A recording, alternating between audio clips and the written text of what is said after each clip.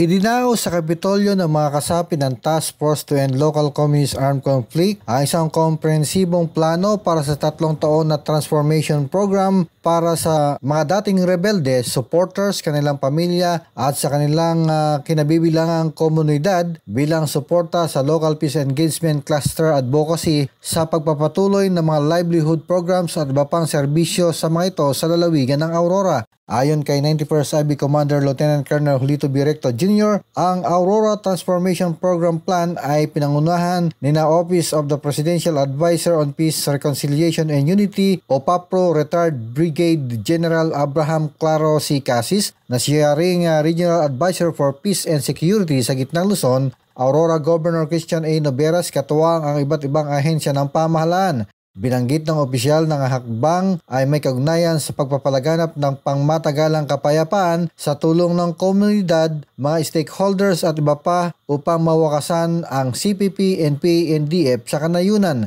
Nagpasalamat si General Casis sa suporta ng mga dumalo sa nasabing programa. Sa ganitong hakbang ay makakatinig daw sa sariling paa ang mga nagsipagbalik loob sa pamahalaan at makakapamuhay ng maayos sa kanilang komunidad sa tulong ng gobyerno. Pinasalamatan din ni Noveras ang OPAPRO at iba pang ahensya sa kanilang pagtulong-tulong para sa pagbabagong buhay ng mga dating rebelde. Salamat daw dahil sa mahigit 80 probinsya sa bansa ay napabilang ang Aurora sa napagtuunan ng pansin ng gobyerno para sa matagalang kapayapaan. Ako ang inyong naging tagapaghatid balita, Jason De Asis para sa RTV News Desk.